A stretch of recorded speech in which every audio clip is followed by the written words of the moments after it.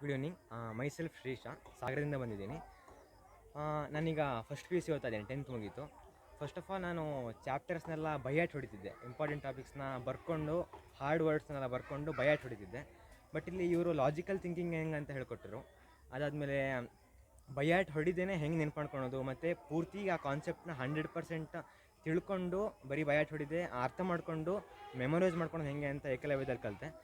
ಅದು ಮುಂದೆ ನನ್ನ ಲೆಸನ್ಸಿಗೆ ಓದ್ಕೊಳೋಕ್ಕೆಲ್ಲ ಹೆಲ್ಪ್ ಆಗುತ್ತೆ ಅಂತ ಅಂದ್ಕೊಂಡಿದ್ದೀನಿ. ಇವರ ಸ್ಟ್ರಾಟಜೀಸ್ ಎಲ್ಲ ತುಂಬ ಚೆನ್ನಾಗಿದೆ. ಈಗ ಮೆಮೊರೈಸೇಷನಿಗೆ ಹೆಲ್ಪ್ ಆಗ್ತಾಯಿದೆ, ಕಾನ್ಫಿಡೆನ್ಸ್ ಬಂದಿದೆ ಓದೋದ್ರಲ್ಲಿ. ಮೊದಲೆಲ್ಲ ಒಂದು chapter cover ಮಾಡ್ಕೊಳೋಕ್ಕೆ minimum 1.5 to 2 hours ಬೇಕಾಗಿತ್ತು. ಈಗ ಒಂದು 20 to 25 minutes ಒಳಗೆ ಮುಗಿಸ್ಬೋದು ಒಂದು ಚಾಪ್ಟರ್. ಮಕ್ಕಳು ಬರೀ ಎಕ್ಸಾಮಲ್ಲೇ ಒಳ್ಳೆ ಮಾರ್ಕ್ಸ್ ತೊಗೊಂಡ್ರೆ ಸಾಕ? ಅವರ ಓವರಾಲ್ ಪರ್ಸನಲ್ ಡೆವಲಪ್ಮೆಂಟ್ ಆಗಬೇಕು ಅಂದರೆ ಎಕ್ಸ್ಟ್ರಾ ಕರಿಕ್ಯುಲರ್ ಆ್ಯಕ್ಟಿವಿಟೀಸಲ್ಲಿ ತಮ್ಮನ್ನು ತಾವು ತೊಡಗಿಸ್ಕೋಬೇಕಾಗತ್ತೆ. ಅದೆಷ್ಟೋ ಕಲೆಗಳನ್ನು ಕಲಿಬೇಕಾಗುತ್ತೆ, ಎಸ್ಪೆಷಲಿ ಜೀವನ ಕಲೆಗಳನ್ನು ಕಲಿಬೇಕು.